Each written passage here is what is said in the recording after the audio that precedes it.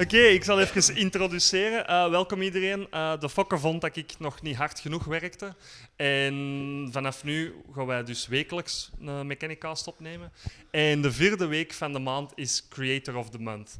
En deze maand is dat heel speciaal, omdat we doen dat live voor de eerste keer.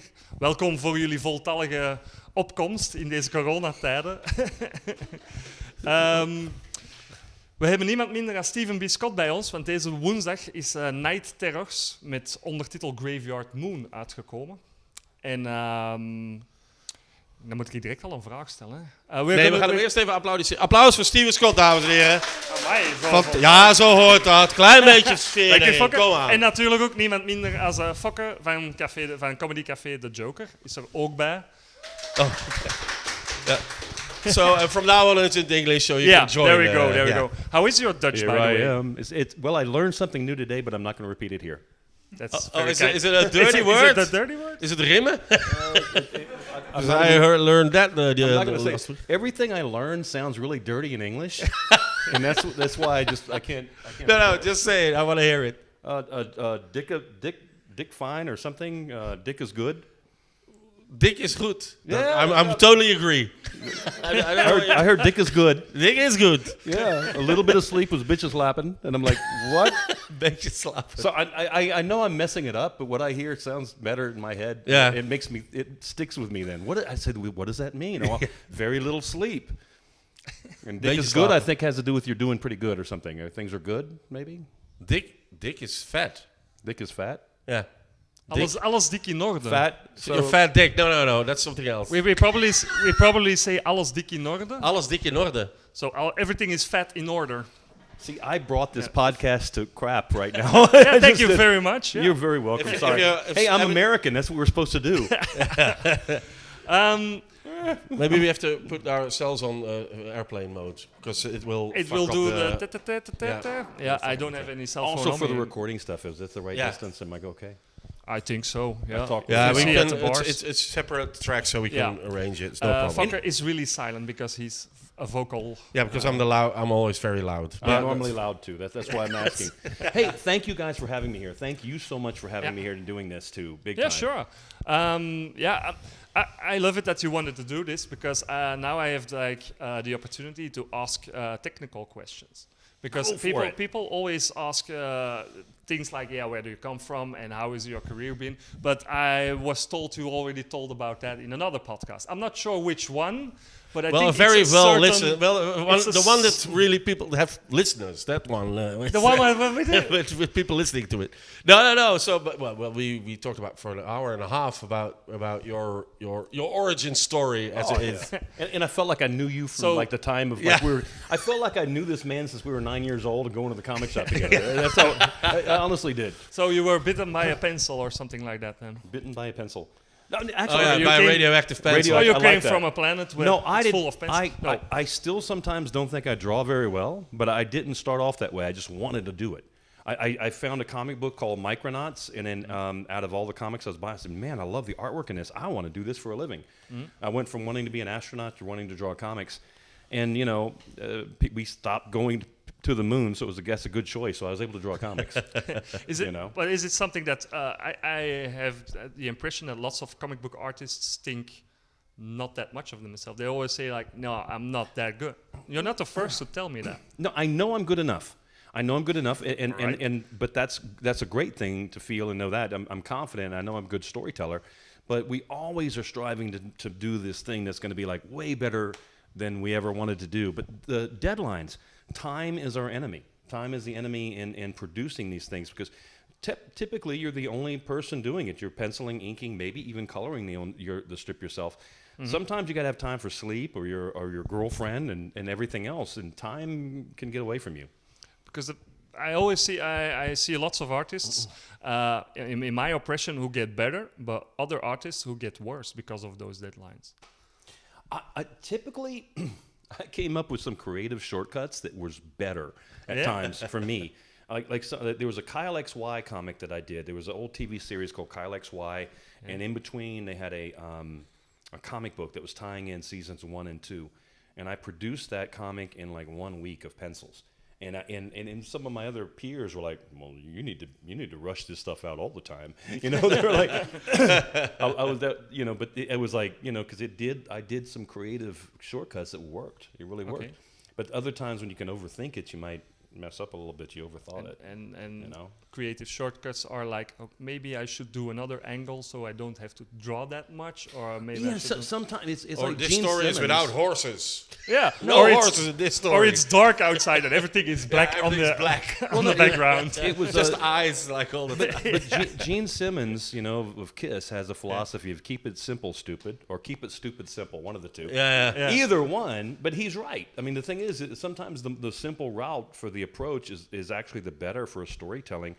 But then the part of me that was inspired by Michael Golden, and like speaking of that, like Kelly Jones did the cover to what we're going to be talking about today. Very true. Kelly Jones is another one of those that's, oh my God, favorite artist. Reminds me of Michael Golden's work, but also with Bernie Wrightson. Yeah. So I look at stuff like that, and I'm like, man, I got to put more detail in. I got to put more work into it. But then when I look at his, it's a simple form. Like the cover could not have been any better than what he did. Simple form, lots of detail in the form, and it caught the moment. How does it feel that the comic book has a cover by another artist? Yeah, I just wanted to ask the same thing. Yeah. No, it's Kelly Jones. Yeah, no, yeah, I didn't still, mind. but He's another one of those legends that I love. Like I'd love Kelly Jones to have him being on the cover was perfect for me, and also like if it had been Michael Golden, another perfect one. A lot of the publishers I'm doing work for, they have alternate covers. Like when I did the Normandy Gold series, I finished that off here in Antwerp. I still have one in the shop for those who are interested. You got the full trade paperback? Yeah. Ooh, pick that up because it's if you don't, I might, because it was a really good story. It was really good. Thing is, those publishers will actually have it released with like 3 different covers. You know that. You're a retailer. Yeah. Everything's like, okay, pick, cover A, B, C, D. I'm working for a publisher right now in Manchester. I just did a cover for it. It's a brand new publisher, and I'm going to be like their cover A or B or C person for them for a while. Yeah. And they're starting off with some titles, and I got one of those, the originals, with me here today. So I'm glad for that. It doesn't bother me though. Look, can we? No, it's a nice cover, but still. But still, it's a whole trade that you drawn by yourself, and the cover is by somebody else. Yeah, but it was fine. But I think it probably hurts less that you know that you do covers for other comics then that aren't drawn by you. So exactly, I know how this works, and so that's and again, Kelly Jones's name has a lot of clout. I mean, both he and I both have worked on Batman, but he had a long run on Batman and a well remembered. Kelly Jones, you either love his work or you hate it because it's so very the long bad ears and sometimes weird slightly anatomy. out of proportion. Yeah, right. But I dug it. Put that up there to where everybody can look at that. Yeah, he does great monsters. He does because great. of that out of proportion kind of thing, I suppose. And so this story has a lot of. So first question, it's called Night Terror's Graveyard Moon, and it's John Carpenter's Night Terror. So have you met John Carpenter? No, but I've had communication with his wife Sandy, who's Right. actually published. But look. You and I are about the same age, so I don't have to tell you. Yeah. Okay, my childhood was very much like John Carpenter movies, like Escape from New York and The Fog, and I mean Halloween. The Thing. Oh, The Thing. So yeah, but I mean, so my childhood was a lot of his stuff that he wrote and directed, and he did the music for that synthesized music. Love his music. So for me to be published under his umbrella is just a big thing for me. Is the Storm King publisher, is that his publisher? That's Sandy, his wife. Right. So it may as well also be, it's him and Sandy. Right. Yeah, but Sandy actually heads it up, and she's fantastic. When you look at credits, Sandy had been working with him on a lot of the stuff that they did together. Yeah, they do sci-fi stuff, they do horror stuff. Now Right. they do sci-fi horror stuff. That's really, it's quite And there's some creative. sci-fi horror right We got there. that, we got this. Right. Let's merge it together. There's spaceships and planets and So this- zombies, oh It's my. Spaceships and Zombies, is it right? It's really cool. I read it last night, night before. It's really cool. It's a cool story. It reminded me of like a Twilight Zone. Yeah. Exactly. Like a modern day Twilight Totally. Zone episode to me. Yeah. Totally. So the printing was really cool. Like that cover has got like that not too gloss printing, but and the relief on it is also really nice. I love that. Very well done. So how did it work? So Steve Niles is the writer. Did he approach you? Did he send you the script and then you had to work on it, or did you have communication about it? Or Was his story already finished when he contacted you? It or was did already he just finished. have a- This is an interesting story. It was one of those times when you're like, you're on Facebook and a messenger. But here's what happened. I worked with him on the Creeper for DC Comics, so I had a communication with Steve, and I used to see Steve at the conventions too, and he and I got along fine, and all that. So we knew each other. He posted one day. He said, hey, I'm working on this many scripts. I got this going on. What is everybody working on?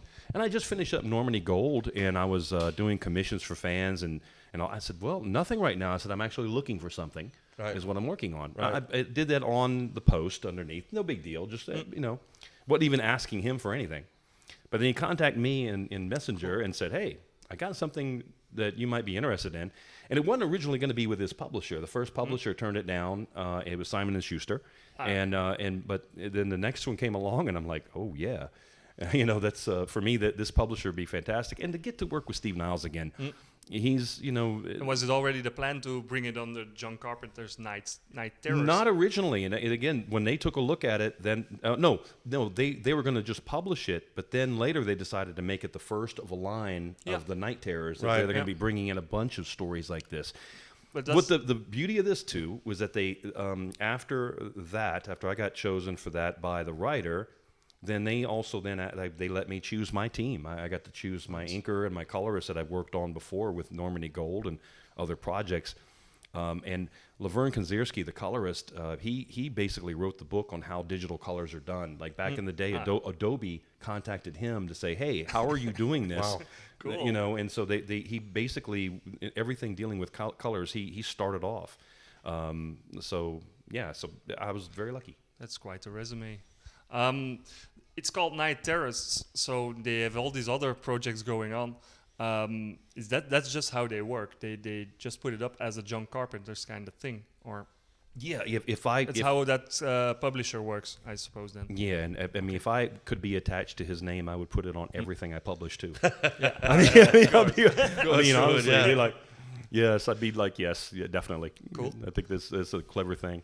If it'd be like Stan Lee Presents. There we go. Yeah. So Steve Niles writes the script. Does he say what panel? Have you control of your panels, or does he say so many pictures that guy in a is standing panel, over there, and that's going to be the background? Or no, he was very easy. His was a very standard type script that I'm used to. It's a script, but it leaves it open for me to decide all the things. And there was no redraws on this. I mean, I send my breakdowns to the editors, showing them what I'm planning on doing.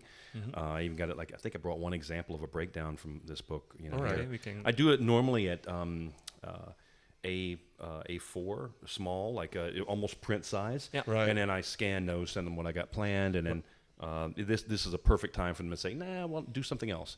So and he was fine. They were fine. It was easy to work with them. Okay. It was fantastic.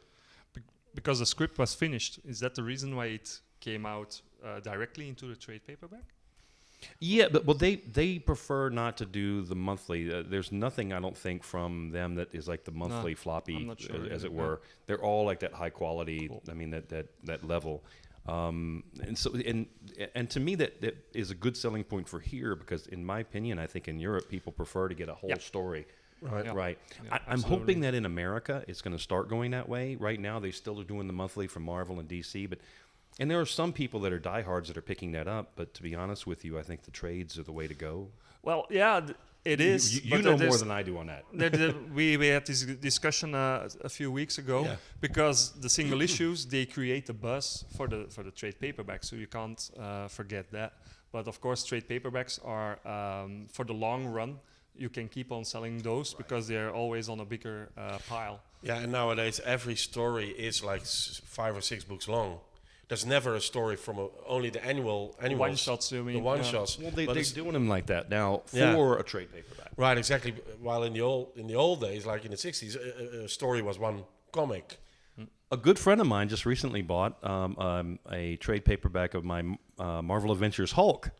Who would that be? And Pretty hard to find. he probably noticed that, number one, they also did it like almost digest size, Yeah, which is it's kind of small, neat. yeah. But each story, there was only 4, but each story was not tied in, really. It was all individual stories. A separate story. I love that stuff. I do, because too. I'm an idiot. So I just want to, 22 pages is long enough for me. For my attention span, that's great. It's true. You and I talked about it. It's perfect to when you're sitting on the toilet, so you still feel your legs when you ended it. No, but that's even that's but better than that to me. I used to buy those old Warren magazines that were anthology. The old Warren. Do you have any of the Warren magazines, like Creepy and Eerie and all that here? Anything? Yeah. Some of them, I do, but I have them in hardcover, in the hardcover or in bundles. Okay. But the singles, maybe if you dig really deep, I need to go dig deep. I might find. I need to go dig because there's something about even smelling that newsprint that you know is just decaying. You know, something about it smells so it gets so. It's good. already turning brown. But those were all like anthology stories inside that were just so good. Yeah. And perfect for toilet reading, like you talked about. Yeah, there we go. Exactly. Yeah. As long as you don't rip out of sheets because you're out of toilet paper, then we're fine. Never. It's a comic book. That's blasphemous. When you got the script, did you already have a deadline or not? Were they like, here's the script, but you have to finish it in a month? I fortunately did not have a deadline. I mean, and I'd done so many things while working on that. I did a trip to out of town. I mean, for like 2 weeks, 3 weeks. I think it was 3 weeks. Yeah, for metal days. So there was a lot of there's things I did while working on this, and it was fortunate that wasn't on a deadline crunch. You know, but I had to also, my crew was already dedicated to it, so I still had to make sure they were immediately taken care of getting stuff, because that's how we work. We work and then we invoice, and then you invoice each week or however, like a month, depending on who decides how they want to invoice. Right. So for that reason, I kept work going out for my crew. And how is it with errors or with discussions when did Steve Niles see stuff that he didn't like and that you have to redo? No. Or the other way around, when the inker did something on your drawings when you're like, no, I really had it like in another way in my head. No, never. No, that never happened. Everything went smooth. Yeah, and I made sure to keep everybody, like I would send my breakdowns and pencils and everything to everybody in the email chain. Yeah. I love the email chain of everybody. So this way, everybody could see. And if I went beyond that point, then it's like, well, why didn't you stop us when we had it pencils? They were wonderful to work for. Sandy was wonderful. Sean was my editor, great guy. And Steve Niles was always like, hey, looks fantastic. Cool. And do you give many pointers to the inker? Do you say like you have to do this or you have to do that or look at this or? I just say fix my drawings, please. Yeah, and I think make me look good. Yeah, make me look good, please. and then if you can't, Laverne the colorist can. So either way. So if you still have if you still mess up, is there still that? I just say help me.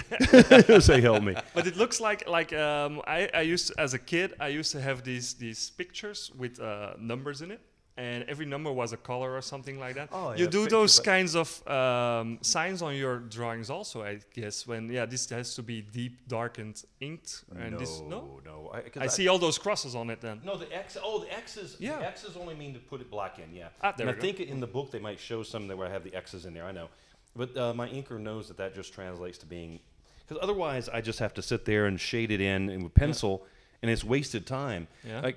You saw like when you guys today that there's the Thing, John Carpenter's The Thing piece that I'm working on. Really nice. And I've got on the flip side is where I do my pencils when I'm inking myself, and then I ink it on top of a light box where I don't have to erase the pencils. Yeah. But even there, I don't even indicate many X's or anything because I know where the blacks are going to go, or I'm going to make it up along the way in my inks. Yeah. With Rodney, I don't want to have him think so much, even though he could.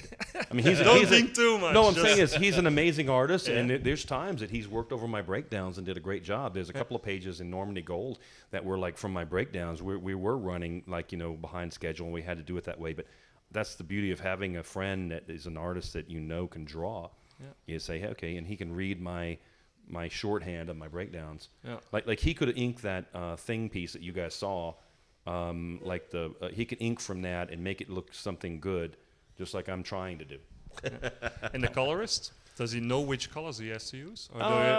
He's really good. I guess I find it better not to actually guide them and tell them too much because I want them to have the same freedom I do. I don't want to be guided too much. Yeah. They're hired because basically they've they're masterful in what they're doing, so I don't try to guide them too much. Yeah. Right. It was the same with your girlfriend when she did the poster for Free Comic Book Day this year. I saw your drawings and they were really cool, and I was like, okay, that's gonna be amazing. But the colors really do a lot. They do it, and she was able to find all those special brushes and all with the dots and all that, and I was like, oh, that was so cool. See, I wouldn't have been able to do that myself. I honestly just wouldn't have been able to do that myself. Because your drawing was like, okay, that's really good for like mature people. But when she did the colors, it was all ages, and that made it really special. So by mature, he means that I actually drew everybody nude. She put clothing on them. Oh, man. Wait till you see a nude Hulk. Just saying. Anyway. Oh, my God. No. Well, we're in Europe, right? Yeah, we're used to that, guys. That's only bad in the States. I didn't give the Hulk a machine gun. Anyway. Yeah. Let's talk about the story a bit. That is a mature story. There's nudity in it, too. There's nudity in it. We've seen it. Yes. You saw that? There's nudity in it. There are zombies in it. And there's death, and it is. I mean, the whole it's got a gruesome thing. I mean, it's basically if I was to, it would be like grave robbers in space, and they're, what happens with that if in fact the spirits can actually get even with them. Yeah. Right. I'll just leave it that simple. Yeah. We That's can't exactly give what away it is. too much No, because no, you no. still want to sell it. There's one particular scene in there, by the way, like in towards the end of it, where like a character is in an astronaut suit. That wasn't in the script. The whole panel where he decides to go like on a surface and whatever. It was described to me by Steve Niles that there's been an atmosphere formed on this moon. Therefore, he didn't express that it was necessary, but I wanted to. I gotta have for me that he's in an astronaut suit. Yeah. Just for me, because that's how you get it. Probably the script is just a story. Yeah, but the reader doesn't know that there's no. So if I had done it without having him in that astronaut suit, the reader would be like, "Well, what's going on here?" So sometimes a writer will give you information that's background information that you know. Yeah. No, but it's also information you know, but the reader will never know. Because a lot of the script may be description, but if it doesn't translate to the dialogue or caption, then I'm like, okay, well, that won't make any sense to anybody reading it. Yeah. So that's when I get to adapt and make my own. And they had no problem with that either. And it looks cool. And then Kelly Jones, while I was doing that, Kelly Jones came up with that cover that had an astronaut suit. And I'm like, see, it was a good idea. It was a perfect idea. Thank God for that. Thank you, Kelly. See, that's another good reason for that cover. I got extra backup from that. Yeah. All right. I'm gonna see what else I want to know, because it's. I got other stuff coming up, by the way. Yeah. I got the Pilgrim by Mike Grell. It's Mark Ryan, who's an actor, wrote the story of the Pilgrim. Mike Grell did the artwork. I did ink. I did finishes over his work, which were like he did roughs, like the layouts. And I did finishes over him. It's going to be coming out soon. Okay. And it's also, Mark is telling me that it's going through Hollywood right now, too. So cool. Mark lives in the Netherlands, and he's an actor. He was on Black Sails and other things. He's the voice of Bumblebee. Oh, really? Which I don't know what voice that could be, but he does it, though. Yeah, that's not much of a voice. I know. He's got a hell of a voice. When I talk to him, it's like I'm talking to Sean Connery or something. Okay. He has a really rugged. But anyway. that sounds more like that guy from Police Academy or something. I can't do a Sean Connery voice, obviously. But the point is, I got that coming out, but also I'm doing these covers right now for Cutaway Comics. It's a brand new publisher in Manchester, and they're doing like sort of they got the licenses to do Doctor Who spin-offs, and it's so Doctor Who related, but like let's say a character was created in a certain, like let's say with the Fourth Doctor, that was popular but not so popular that it's still being used, they're doing background stories based on those characters. Oh, cool. And it is kind of cool, and they're getting the licenses to bring in, and they're bringing in the writers that originally wrote the series and doing that. So I'm doing covers for them too, which is really exciting to me. Recently died. One of the writers of the old Doctor Who. Oh yeah, they have to be by now, because they started. They were black. They're older than us. Yeah, the first Doctor is 63. Maybe we can regenerate. I don't think so. I think I'm the last one. I want to be a pretty one next time. I want to be a Korean girl. A Korean. I don't want to know any more about this. Well, I just want to be a you Korean seem girl. to have put This thought. podcast is going really I have You seem to have put thought into this. Maybe. I have my plan. Maybe. I would cook for me. Most of us would go for Jason Momoa. He says, Yeah. "I want to be a Korean girl." Yeah, whatever. Hey, tell us more. Let's trade seats. I want you in the middle now. No, that's a different story.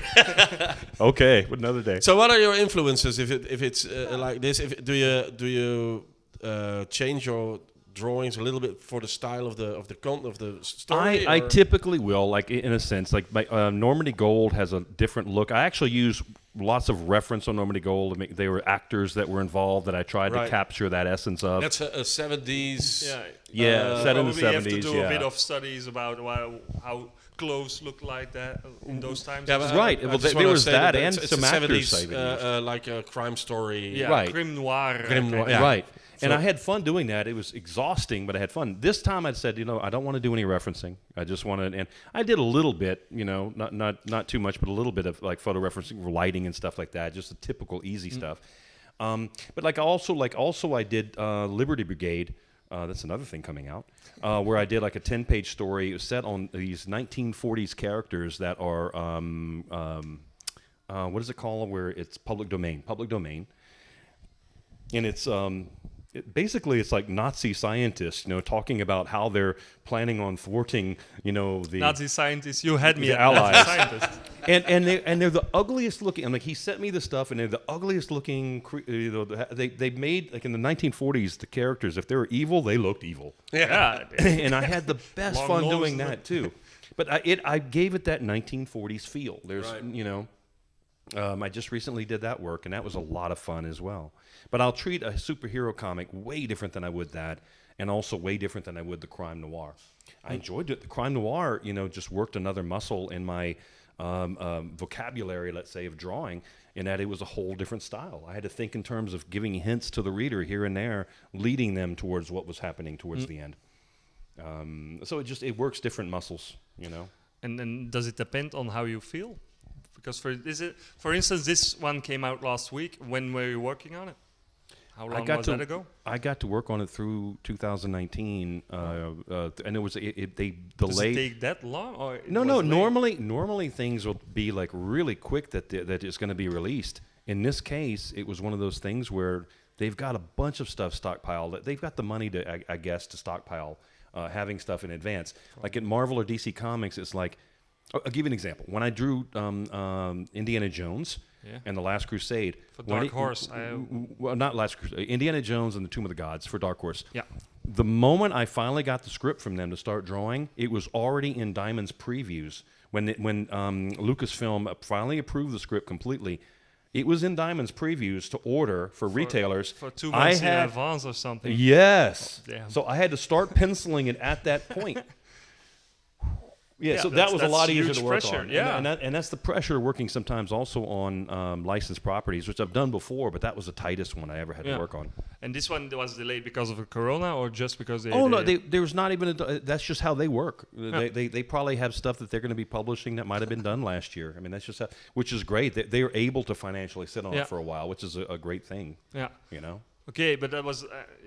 I asked because of on the time schedule, but I was wondering when you're drawing, if you feel good or if you feel bad or if you're mad at somebody. Does it differ in your kind of drawings? It's like page 22, an angry page. That's an angry page. Or a happy page. When you rested. When you turn the page, like, oh my God, it's gonna attack me or something. No, does it influence your drawing? On this, That's a hard question, I suppose. I had just started dating somebody very amazing while I was actually drawing this, and I just couldn't wait to get my pages done each week, and then we go out on the weekend. So it was only rushed in that sense, but it was all good times and good memories on this one. The thing is, what you got going on around you at the time, like Normandy Gold, I produced in the States, and then I started in the States, then I was in France, staying with some friends, and then finished it off here. I did it in 3 different countries. So that's kind of odd. Maybe the better question is, there's a writer's block, but is there an artist's block also? Well, no, but it's easy when you get a script. Yes, there is, and there can be. But it's what I do is like when I got a 60-page graphic novel, I can say, okay, well, I don't have the feeling for what to do with page 1 or 2, but I'm gonna skip over to page 5. I know what to do with that page. and then it could be cooking eggs in the morning, and all of a sudden, page 1, I know what to do now.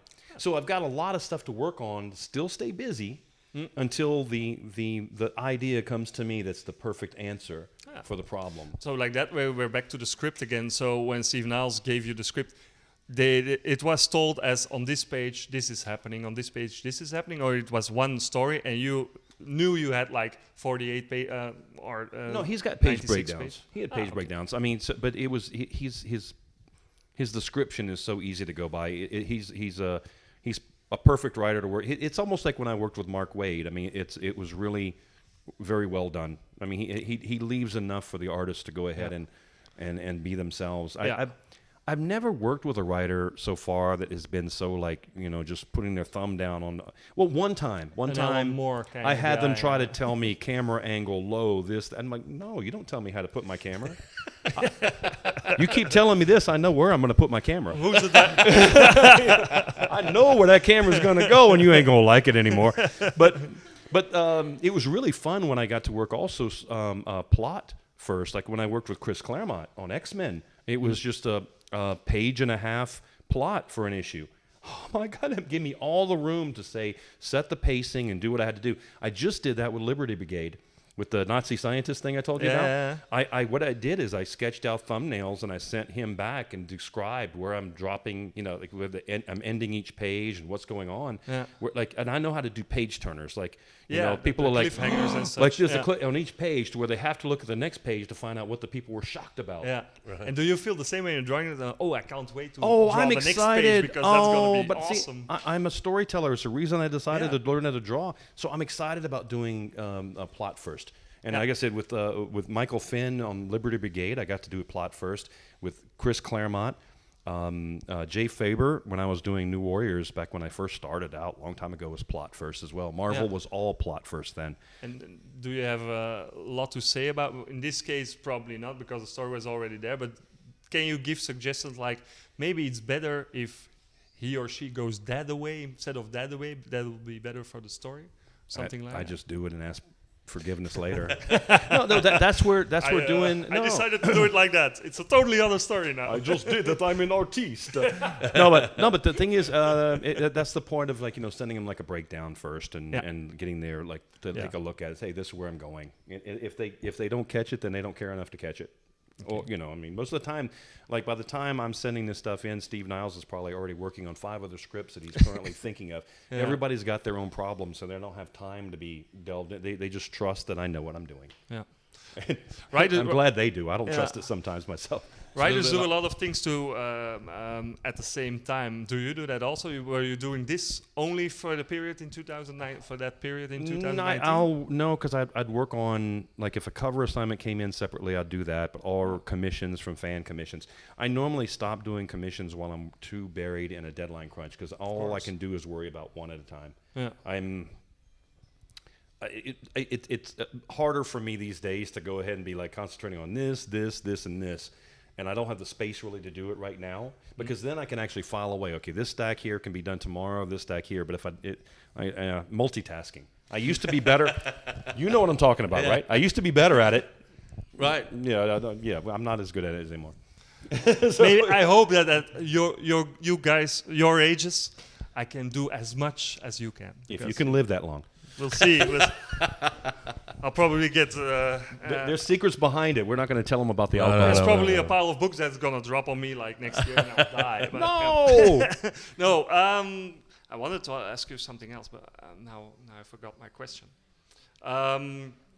If you had to sell this to people, what in 2 sentences, why should people buy this? It's an exciting modern day Twilight Zone episode come to life with the graphics and the artwork by a legendary horror writer, Steve Niles. 30 Days of Night, and you can have it forever and just keep reading it. And there's an intimacy of reading horror as opposed to even just watching a movie because it's a page turner. I just picture, you're in bed, you're about to go to sleep at night, and you're reading, and you got turn the page. What's going on? What happened? There's an intimacy with that that's so much fun, and that's why I like comics. I mean, you feel a lot of holes in your head. in the in between the gutters. You see it moving in your head. That's the thing with comics. Right. In between each panel is called a gutter. That's the terminology that's used, you know. Okay. And in between the gutters is where we fill the rest in our heads, and that's the beauty of it as well. You're right. Yeah. You know. I think what I always do with comics, I sell them like, they're books for lazy people, because a book is you'd have to do too much. Well, and when you look at TV or movies, you have to do too less. But a comic is right in between, because you see what's happening, and in your head you fill it in. I agree with you completely. It really is. But again, man, oh God, I'm talking about those old Eries and Creepies and Vampirellas. I used to love reading those. They were black and white. They didn't have all the fancy color and everything else, but they were just black and white magazine pamphlets, and those are some of my favorite reads. What do you prefer with your drawings? Black and white? I love color? I love black and white. Yeah. If I were to do something, and I think I'll do something on my own before long, I'd start off with black and white, and then actually when it gets built into something that would be a trade, the experiences that the people that followed me in black and white get then the color experience. You know, and this way it gives them another reason to buy it. All right. Are you thinking about? And then the next graphic novel will be Scratch and Sniff. Yeah. And 3D covers and Always give them a reason for one more thing. You know, right, exactly. I don't have the Scratch and Sniff, and this one's in neon. Are you thinking about doing a comic or a graphic trade paperback? Let's call it like that, all by yourself? I am. Writing? I am. But it's got to be the right time, meaning I got to have the right other jobs lined up.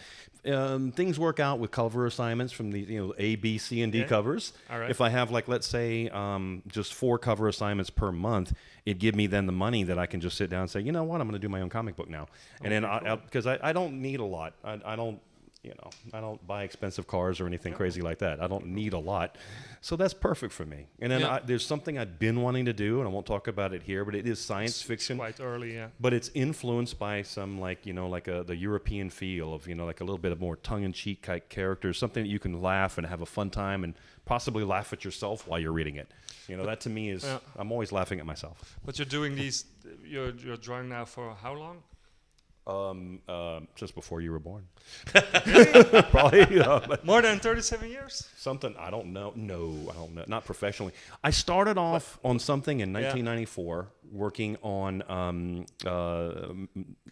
Malibu Comics Ultraverse. Oh, okay. Professionally. I did, before that, it was called Hurricane LaRue. It was like a little one-shot thing, but then it got me work doing Nightman and Sludge and other characters for Ultraverse. Horrible looking comics, horrible looking. I mean, I just couldn't draw. I didn't know any better at the time. It was the best I could do. But with experience like that, you're confident enough to say, like, okay, I have seen lots of scripts by famous writers, by famous comic book writers. I feel confident enough to make. Are you gonna write it first, or are you gonna do directly? Oh, I'm gonna go write it first. I've got to, like, I need to have. Keep, like, I have to keep everything, and I'll do like the writing. I'll do a plot. Then I'll take my thumbnails and I'll do thumbnails, breaking it all down and putting myself footnotes. I got to keep everything organized. You have to talk to yourself like you're another person. I do that all the time. Yeah, cool. I do that every day. Like, thank you, Jens, from yesterday. But that's another there you story. go. I think we all 3 of us do that. Probably everybody else. No. Okay. Anybody sees a recording, don't know we got an audience out here, but everybody in the audience probably does that a little bit. Yeah, of course. Of course you do. I can see all those, like in the comic books, I can see all those thinking clouds up there on all those heads. Yeah. They don't get used anymore. There's even a narrator when he's walking through the shop, and I see like this square thing on but top they of don't my get head. The thinking clouds don't get used anymore. I miss that. Meanwhile, I Yeah, know. that's true. Yeah, but I miss that though. with Spider-Man, No, it is. No, he's talking to Normally, himself, I think. Spider-Man should be talking to himself, but it's in the narrative boxes. Yeah, but they would say, here's what happened. They would say, like, my spider sense is tingling in like the bubble balloon that's a thought balloon. And that's why Batman had like Robin in the 1940s, is because this was a way for him to have a little boy running around with him in his underwear to explain to him. These days, that's a sensitive There's several subject. reasons for that, I think. The reason for it was so they can tell kids that were reading what Batman had planned next. Yeah, and not swearing. Jiminy Jeepers. In Jiminy Jeepers. That's why Watson from Sherlock Holmes was invented, because otherwise he was talking to himself. Yeah, but first, before Robin or after Robin, he had Batmite, and that was the guy who always was talking about what he was doing. No, that wasn't that early, but I remember Batmite, but he didn't have Batmite in the 40s, did he? No. You guys know it I don't better think, than no, it was do. 70s. Because you were alive. No. Robin is like 41 or something. Boy, I was picking up them comics. I remember when Batmite came out. No, but I think that was the same kind of reason why there was I think Robin was invented in 41 or something. Probably, so. but I'm just comparing. Robin was about 41. Batmite, I think, was like 75. Yeah. That Michael but Golden I I'm just comparing mentioned. that there is a reason why that guy was also, that cartoon guy was also there to make it more for kids. Right. The other comic, like Plastic Man, had like some of them in Green Lantern had this silly sidekick that was like a doofus, like a goofy, with a big nose, and it was just kind of stupid. And they acted as the same thing. Yeah. This way, they were able to describe what they're doing to the goofy guy. That was, talk about playing down to your audience. It's like, I'm going to have to explain to them because they're stupid. I'm going to create a character that's so stupid that they're going to be feel stupid. That they're going to be at their level. Yeah, what the heck? I'm just thinking about that, man. Well, I hate that in movies as well when they're explaining too much. So I'm just watching this. You don't have to explain it again. So I don't know. Sometimes, but also because we watch movies with subtitles. When you read something, it puts in your brain a bit more than if you're just listening to it. Yeah. So maybe that's it about. But sometimes I think some movies, especially American movies, are explaining way too much when you can. It's the same thing with comics now these days, that they don't use the narrative box anymore. But in the beginning, there is a reason why they have to tell somebody what just happened. Yeah, I just fought that guy and this guy because that happened and this guy. Okay. And there's a reason for that, because when a reader picks it up for the first time, he knows what happens, but it doesn't feel like it's like pushed because he had to. I think Jim Shooter used to have a thing in Marvel Comics where, like, at the very beginning of the comic, there's a small intro. Yeah, that would actually fill the reader in and it was a good idea to pretend that reader had never picked up Spider-Man before.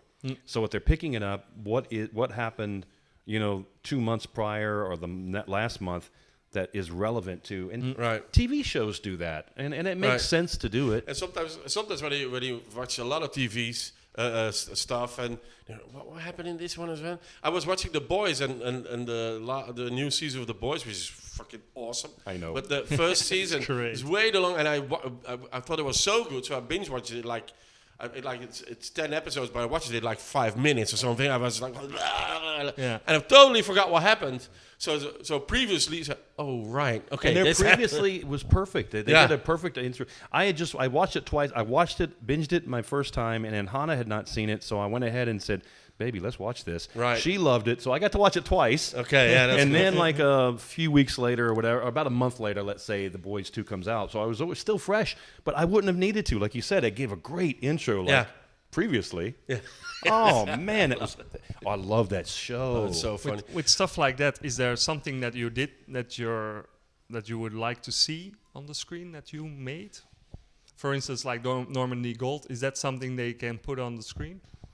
Yeah, Normandy Gold, I think, would be... Or Night Terrors, for instance? Night Terrors, I think that if John Carpenter did a series like The Twilight Zone, but it'd be John Carpenter Presents Night Terrors as a TV series on Netflix, this would be a great episode of it and could be even expanded on or retracted from. It doesn't really matter. Whatever takes that for the in other words...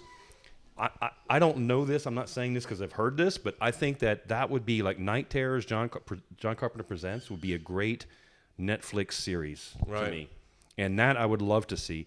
Normandy Gold, I would think, would be a really good series as well, or like at least a movie. Yeah, and the thing is, this now is written by Steve Niles, and there's lots of stuff that he has written that is already been translated to the big screen or the small screen. Yeah, what was the one? It was October Faction. October Faction. Oh, that's right. Yeah. October Faction. 30 Days of Night. Oh, that. Yeah. So he's doing things in between. So there is this chance There's a really good chance. I mean, the combination really of John Carpenter's name and Steve Niles is a really good chance of that. But again, I think it would be. I would love to see it as Black Mirror. Like, you know how they got Black Mirror is amazing. So I'd like to see it as something like that. The best episode ever is happening right now in the world. Everybody has to forgive me. I'm a nerd, so I'm like excited about. Hey, obviously we're all excited about Netflix and stuff like Amazon Prime. And Disney Plus now even. So there's lots of stuff coming without having to go to the theaters, which you can't go to anyway. So you made a lot of this one isn't, but you made lots of comics based on a property. You did superheroes, for instance. Kyle XI, Indiana Jones. You did there's a couple few more. The Batman Dark Knight. I mean like from movies that. But the Batman Dark Knight. No, the Batman Dark Knight. Oh, right, Dark Knight. You did something from Independence Day as well. Independence Day. And I get now you're saying about the Doctor Who stuff. So is it different for you to draw from actual persons than just make stuff up? It is. If I'm doing like with the Hulk that you saw, right? There's no really referencing in there. I mean, little things here and there I would do it, but I get to have more fun. I don't have to have any characters look a certain way except for like what I think they should look like. Right. Yeah. And I did the same thing with the Graveyard Moon. So, but I also enjoy the challenge of making it look. I mean, when I was drawing Indiana Jones, I had the theme song in my head for 4 months. Dun, da, da, da, da, da, da. I mean, I just couldn't get it out of my head. So is it?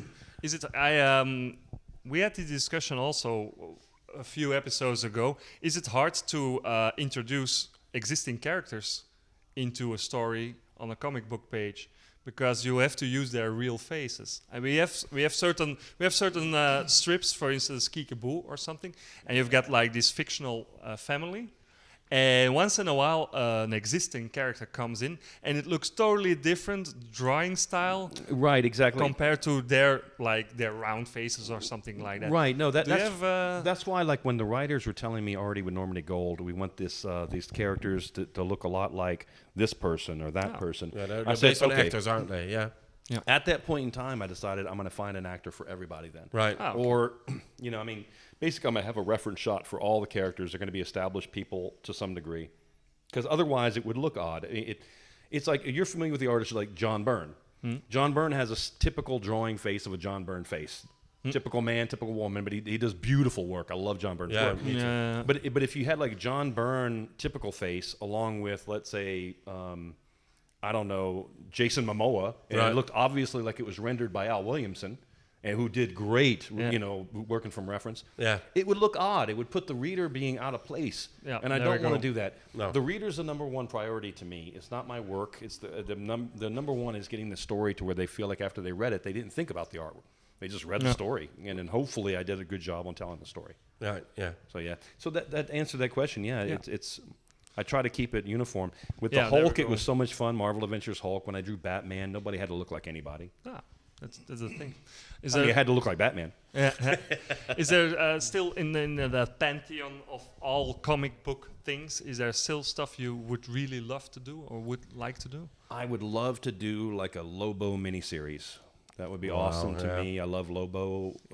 That would be fun because it enters the science fiction type feel and the tongue-in-cheekness of what I want to do in my own graphic novel anyway. Yeah. So creating alien characters, are you kidding me? That'd be wonderful. Yeah. And you can't mess it up.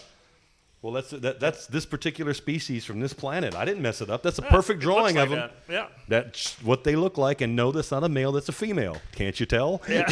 Whatever. I just realized that maybe the Cosmic Ghost Rider is like a little bit Lobo from Marvel now, isn't he? Yeah, something like that. Oh, yeah. He's on a bike. He's on this huge bike. Very much like a Lobo. Yeah. And always But cracking Deadpool jokes. is like Lobo. If you think about it, Deadpool's Lobo. The powers are the same, and it's the whole very joking, tongue-in-cheek. Yeah. So Lobo's more like. So just there we kinda go. Actually, cockiness. Cosmic Ghost Rider is like a merger between Deadpool and Lobo. And Lobo, right. Yeah? Which maybe with a bit of more like fire, a bit of more stellar power instead of like Lobo uses lots of weapons. While there was a time when I was working heavily for this one editor at DC, and I'd even mentioned to her, I said, I'd love to draw Lobo. She goes, well, they gave me the Lobo thing to do, but I don't like Lobo, so it's not going to get done. And I was like, damn it. You know, Didn't you hear what I just said?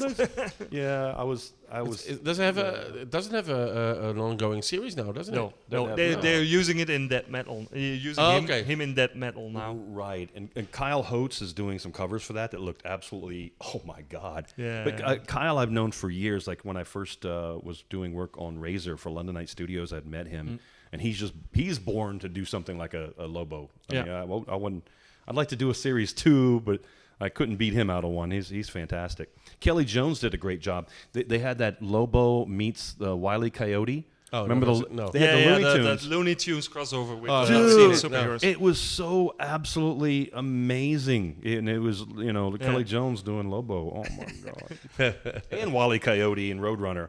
I mean, come on, man. I've not seen that. I want to see that. That's our kind of comics right there. I'm telling you, that's pretty good stuff. That's good stuff. I think I have to look. I'm no, you don't have it because I looked for it here one time. I have it in trade then. But I will say this: you didn't have it because I came too slow. It sold out. Yeah. Get out here to Mechanic right away and buy what you want to buy. That's what I say. Everybody, do it now. Thank you. I want to talk to you about it because to be a little bit appraisive of him, but it's a really good comic shop. I mean, you've probably seen lots of comic shops. I have. It's fantastic, of course. I've been to someone in America, and I thought, well, I've got one better at home.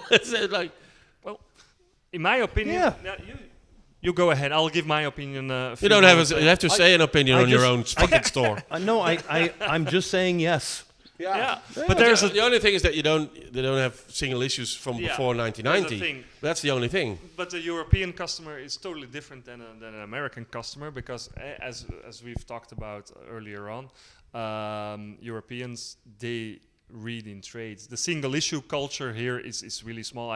For instance, I only have like 200 people who read single issues in a pull list. Right. So back issue wise, every time something comes out, I keep like 2 or 3 back issues, sometimes just one because it doesn't sell that great as instead of a trade paperback. So there's a huge difference to comic book stores in the States.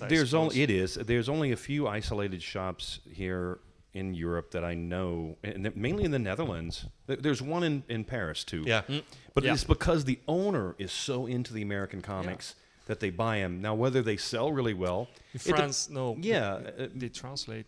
Yeah, exactly. So the thing is, it's Paris, so it's an international city, and it's the album store in France. Is it in Paris? No, I'm talking on the corner. Central Comics is what I'm talking about. A friend of mine has that, and it's.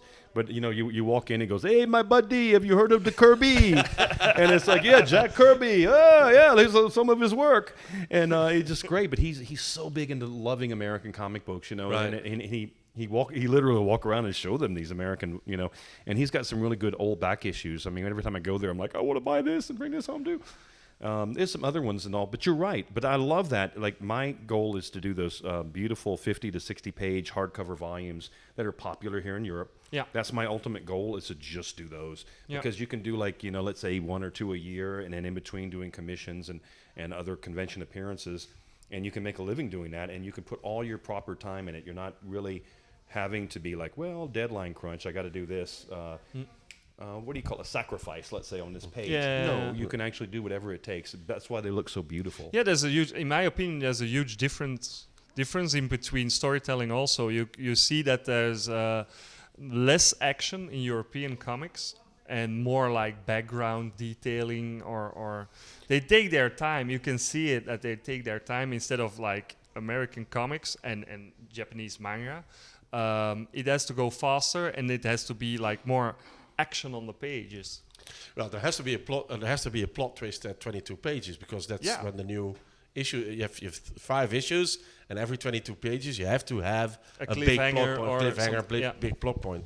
Otherwise, it doesn't. Yeah. You have to think in like 5 or 6 issues and 1 issue at the same time. True. You have to break it down and if you're going for a normal like this, you don't have to. You're going towards the end. You don't have to. There's plot points. There's plenty of plot points. There's lots of going on. But sometimes it's like after 2 pages or after 10 pages, you can choose. Well, I was originally sent this as in 2 forms: a 3-issue miniseries, right, which it was different in how like where it broke up the cliffhangers, let's say. Right. So I was sent it that way or like this, and he said, well, it got picked up this way. We're doing it as a single issue. So I discarded and didn't mess with looking at the other script format. But he did it either way. Like I said, he's been around long enough as a writer. He knows what to do and makes it easier for them to how they want to present this, in what format. Right. And I prefer a graphic novel format direct. Maybe show samplings online for the retailer to see this as examples of what it looks like, first 8 pages. And this way you can show it to customers for them to order. Our job is to help you be able to get customers to know what they're going to get, to where they can place the order or not. I don't have to begin to tell you how complicated all of it is. Yeah.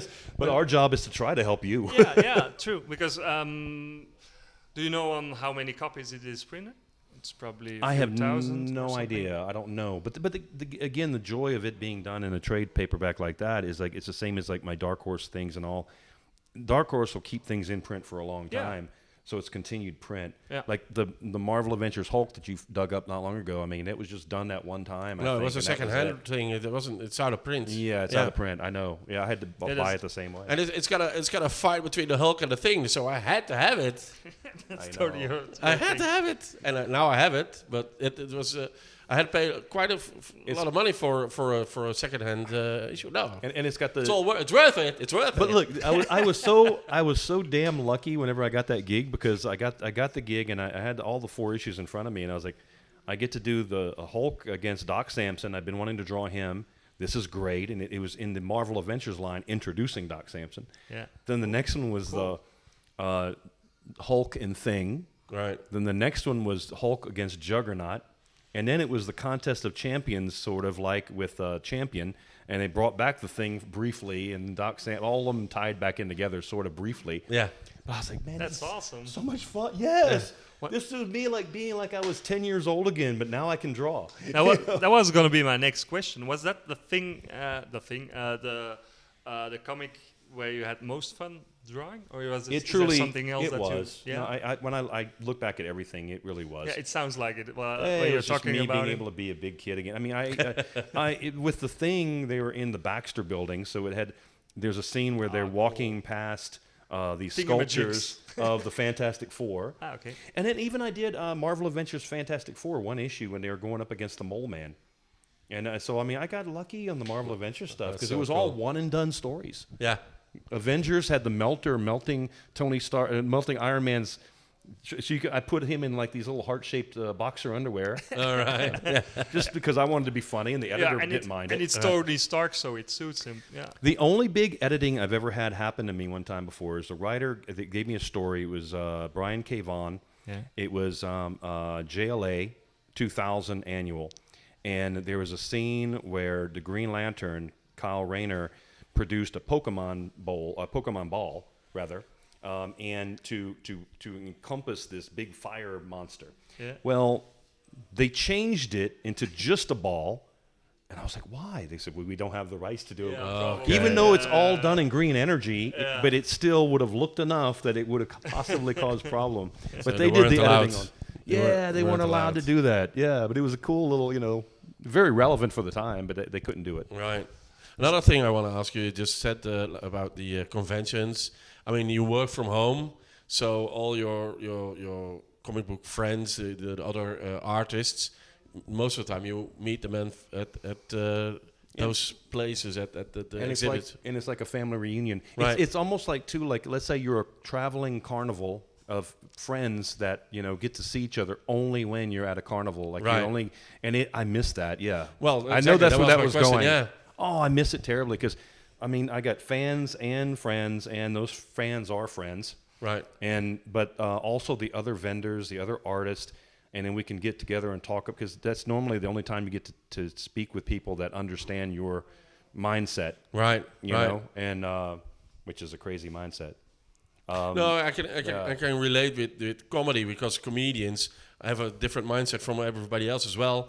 So, and when they go on tour, they're all on their own. So sometimes they really like being in like a lineup show that more comedians are playing, because then they can communicate and talk to each other. It's it. It's not even about it might be some talking shop, but rarely is it ever that. It's still just, it might be talking about the business of it all. I can imagine comedians be like, hey, what are you using as a gym now? What bar is still open that you can get, use your material and practice your material? Yeah. And for us artists, comics artists, we might talk about, pre-COVID times, hey, what publishers are out there that are still doing well? Anything, you hear any news? Right. And, we talk about or stuff maybe like that. maybe something with technical stuff, because that changes as well. I mean, It can, but most of the time we don't even talk about that. We talk about nerd stuff, just like you and I talked about when I did the podcast. Or like we're talking about now.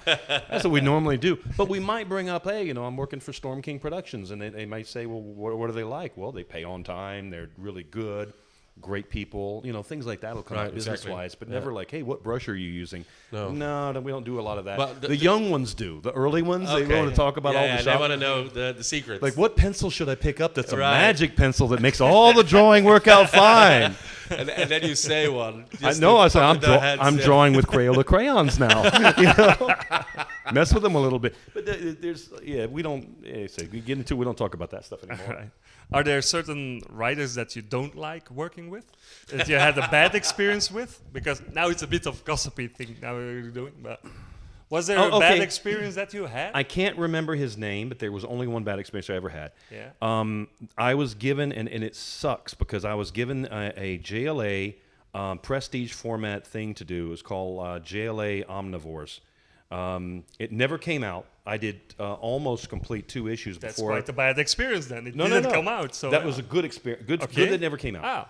Because I remember talking to this writer, and he was like, yes, I am wonderful. I'm like, I produce work in the quantity of Stephen King. I am and I was reading this story, and I'm thinking, what kind of drugs was my editor on when he approved this? It's horrible. And it was science fiction in JLA, and I thought, man, I've hit the jackpot. No, I'm reading it going like, I don't want anybody. I literally didn't want anybody to read it ever. And here I was working. Prestige means that it was like it would have been 3 of that quality, and it paid well. It paid an extra at least it did that. higher DC rate because of. But it never came out. I got paid for what I did, and I'm so glad it didn't. And I can't remember the writer's name because obviously I guess he's not Stephen King, whoever it was. But he our first conversation was like, oh, I'm another Stephen King. It'd be like me telling him I'm Michelangelo. Yeah. No, we don't think that way. Erg. I didn't like his attitude from the beginning, but he was also a bad writer. It was horrible. What's for you personally, not something you've drawn yourself, what's your favorite comic book? That's the hardest question there is, always. One of my favorites that I can remember offhand was, I tell you, series-wise was 1 through 12 of the Micronauts. All right. That was actually amazing to me. In science fiction, it was wonderful. And one of those issues made me realize I wanted to draw comics. Is that your favorite genre? I love science fiction and I love horror, yeah. Oh. Superheroes didn't get me into it. Hulk I enjoy drawing tremendously because to me I consider it to be science fiction horror. I mean, especially it's now. Science fiction horror. Especially now, I don't know if you know what's happening with the Hulk now. Now they're doing Immortal Hulk, and he's like this guy, Bruce Banner. During the day he's Bruce Banner, and during the night he's the Hulk. So he's actually like a horror kind of. So it's like what's it called? Dr. Jekyll and Mr. Hyde. Yeah, sort of something kind of that. Yeah, and he changes into the Hulk every time he dies. Oh, what the? It was really nice. There was even a certain moment that he died, and the Hulk crawled out of his mouth, so he ripped himself apart. Remember those Marvel Adventures Hulk that he's got? Yeah. You should go back and read those. Those are fun. Those are. But I'm saying this, but come to Mechanic and buy those new Hulks because that's fun. That's fun for somebody. Yeah, but for the moment, if they like horror, they should buy. No, it Night sounds Terrors. like a good horror, and they should buy Night Terrors. Yes, by all means, yes. Yeah. The Hulk for the moment, maybe best described for the moment. That's body horror. It really is. Yeah. So they really did. Which there's, like I said, there's something for everyone out there. I love that. That part's good. I said my old Hulk was because of my old days of the Hulk. It was perfectly. He was dumb Hulk, and Banner only turned into him when and every issue I got to do the transformation page, which was really fun. You know, where he transforms, and that was just really fun. That's what we saw on television, wasn't it? That's why we watched the fucking Hulk series on television. I actually loved the Hulk series up until the point where Lou Ferrigno came in. Like, it was because Bill Bixby was just an awesome... He's a good actor. He was a great actor. It was good stuff. But yeah. But anyway, I'm having fun, though. Having fun with this. Yeah. The Liberty Brigade is another one that's going to be coming out eventually. And then, of course, the Pilgrim with Mike Grell and Mark Ryan. I can't believe I got to work on that. So after Night Terrace, those are the titles we have to keep in mind. The Pilgrim and... How was it? There was Liberty Brigade. Liberty Brigade was only done as a Kickstarter, but I don't know if he's got plans to. I mean, he brought in... Like George Perez did his very final ever interior page for this. Like he doesn't do any more drawing anymore, but he did interior origin page in this. So it's eventually going to be solicited, I think. And when it does, I'll let you know for sure, because I want to get my copy too. We'll do something with that also, probably. Yeah. Great. So that would be a lot of fun. But it's got a lot of artists in there that you would know of, and also me. So, yeah. And also me. Do you still have questions, Fokker? Nee, I'm pretty much done. We're going to do... I think the cable is long enough, so if somebody else has a question, or did we ask everything that you wanted to know? For those that don't see, by the way, we're looking at a bunch of sexy ninjas out there. Yeah. We're just looking at their eyes, and it's like, okay. How are you doing? Yeah, I call you every day. Jaws, what else do you need to know? Much better, thank you, Doc. Anyway. No, there's a few people here. We tried it, but there's still lots of people who probably see this online and will listen to it in the on their radio in the car, probably when they're driving somewhere. Oh, I'm so sorry. I really wanted to thank you for doing this. Oh, I'm having so much fun. Yeah, Thank you for having me here. And it's getting hot in here, so let's go outside again. That sounds good. And if anything else after this is all done, would you go get some drinks at the Joker? Have you heard of the Joker? No, not heard of it. No. Oh, okay, yeah. No, I don't go there. I think a nice cold Belgian beer at the Joker would be really perfect for after we're done here. That's some nice product placement, right there. Yes. Thank you. My work is hanging in that bar. Yeah, it is. Just my work is hanging. Yes.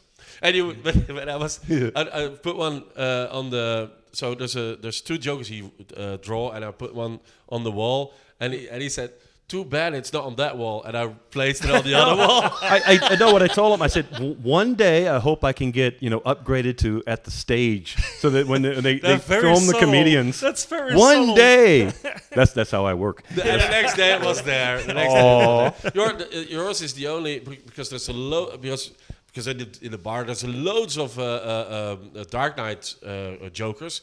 But yours is the only one, Joker, the last movie Joker. Yeah, the Joker. I got the last movie, and I think the one you put behind the stage now is the classic Joker. Yeah, that's my favorite. Yeah, my favorite too. Yeah. My favorite too. That's the 1970s Joker. Yeah, I love that one. Yeah.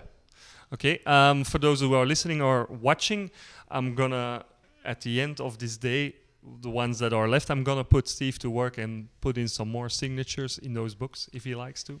All of them. So if you're quick, you can still get a copy that's signed, and afterwards, if we're all out, I'm gonna get new ones, and I'm gonna have this book standard in the shop. So that's actually the plan. Yeah, okay, as long as it's available, I'll have it standard. It's the book of the month. It's at least. It doesn't even exist, book of the month. But now it exists. It's the creator of the month with his book of the month. Book of the month. Yeah, there we go. I'll have it standard in the shop. We've got everything on the web shop that's available, but this one will be physically available in the shop as long as it's possible. That makes me feel awesome. Yeah, thank you.